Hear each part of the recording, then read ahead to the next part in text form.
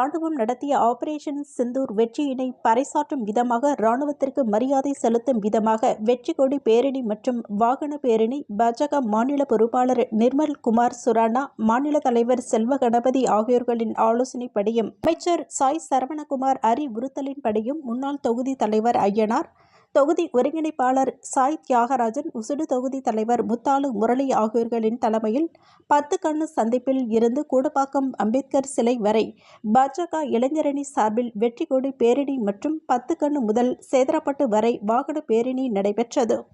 பேரணியினை உசுடு பாஜக முன்னாள் தொகுதி தலைவர் ஐயனார் கொடி அசைத்து துவக்கி வைத்தார்.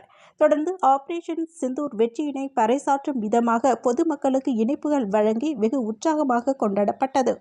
இந்த நிகழ்ச்சியில் வில்லியனூர் மாவட்ட பாஜக தலைவி ஓம் அனிதா, மகளிரணி மல்லிகா, இளைஞரணி உலகநாதன் உட்பட அனைத்து கிளை தலைவர்களும், கேந்திர பொறுப்பாளர்களும், அணி நிர்வாகிகளும், தொகுதி நிர்வாகிகளும் கலந்து கொண்டனர்.